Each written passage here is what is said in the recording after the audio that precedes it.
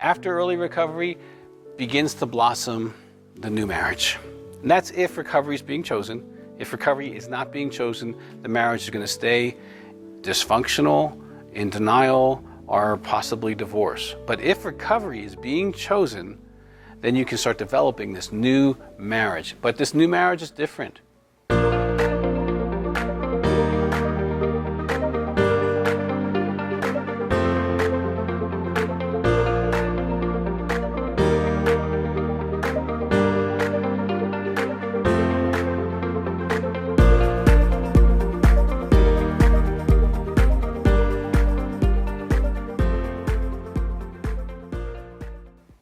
This is not based on total blind trust, okay? We're going to talk more about that later.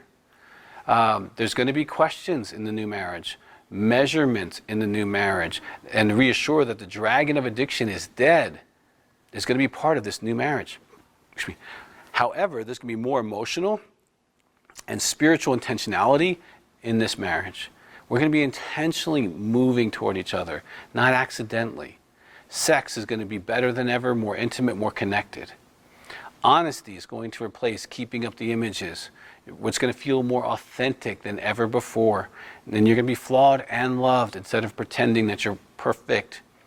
There's going to be this kind of new marriage. I've had thousands of couples try to explain it to me, but it's like, it's just different, Dr. Weiss.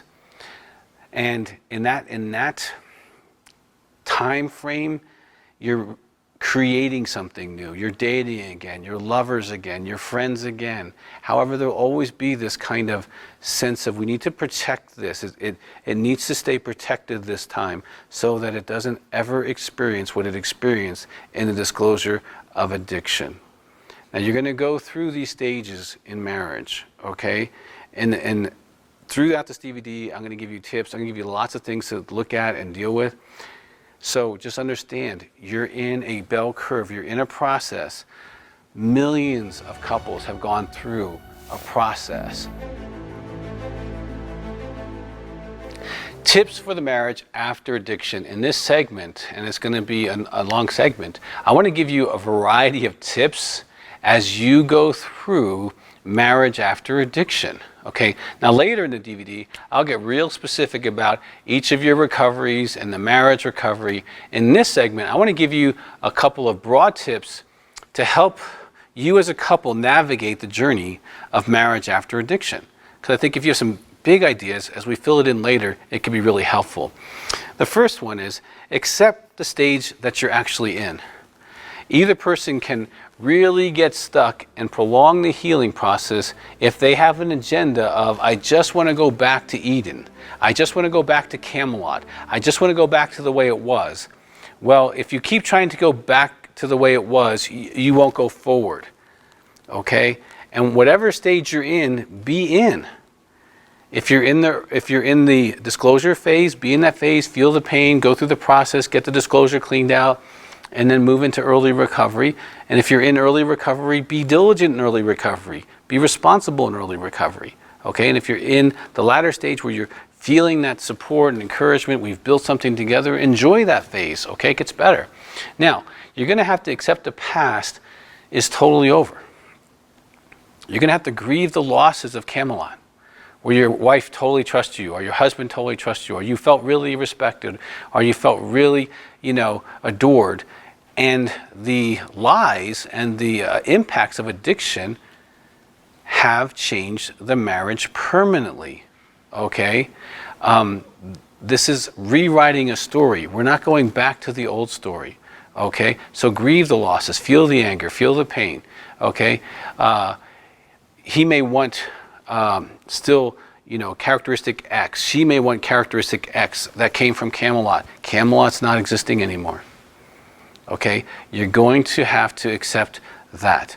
Addiction has permanently done something to the marriage that could transform it into a better situation, but it's not going back to the blindness and the fairy tale-ness that it was before. Okay? We're not just checking off a box and going, oh, let's check off the box of I'm an addict and we're good. Let's go back to that. We're not doing that, okay? We're not doing, an intensive and we checked off a box. We're not doing therapy for 2 months or 3 months and we checked off the box. It's not a box, okay? We're not going back. The future's unknown, totally unknown. You're trying to be sober.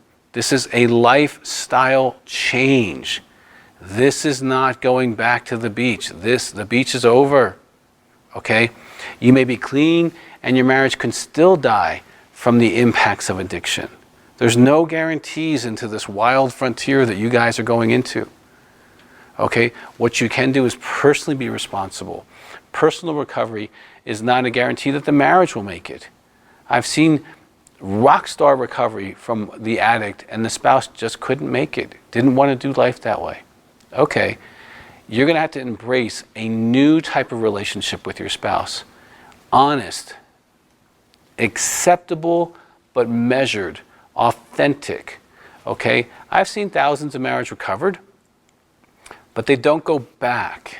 And that's why I really want you to hear that. We're going forward. I have seen the addict not choose recovery and kill their marriage. I've seen it in my office where they said, I'm not going to do the work. Just divorce me. Okay? I've seen spouses stay sick in the addiction process, where the husband or wife says, no, I'm going to stay the addict. I'm going to do what I want to do. You can't tell me what to do. And they stay married and they stay sick with the addict. And they continually try to compensate and adapt and absorb the disease of addiction inside the marriage. I've seen spouses leave, even when spouses are sober, okay, even really sober. Not everyone makes this journey. Your potential new relationship can take months or even up to a year or two to create. All right? So be patient with each other. Be kind with each other. Now let me give you some more tips. I want you to stay present. In recovery, we say one day at a time. And that is really good advice for everyone on the journey. The addict, the spouse, and even the marriage. Okay, that's why we have daily disciplines for all three. The addict will reveal what or who they love as they go through the process. The addiction will be one option, his spouse or her spouse and the family. Okay, but you can't love both. And so that choice will be exposed over time, because what you love is what you protect. And if the addict is protecting the addiction, then that's what the person loves. So that choice will be discovered over time.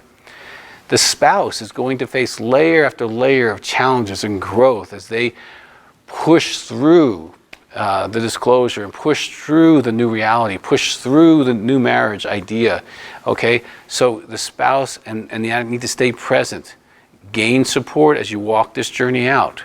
Okay, this is a journey. And I want to pause here for a second, because so many addicts, remember, they stay in adolescence, and so they want to take the geometry test, get the grade, and move on to the next thing. And they don't want to talk about the past. They don't want to deal with the past. There's going to be lots of processing going, lots of questions, lots of feelings. Okay, this is not one lap around the track. This is a marathon. Day after day, month after month, maybe a year, maybe 2 years, until you feel the buoyancy of your marriage coming back and the strength of that mutual support and love coming in a different way, in a more authentic way. So be patient, stay daily, stay honest, and allow the journey to expose what is. Don't try to change what is.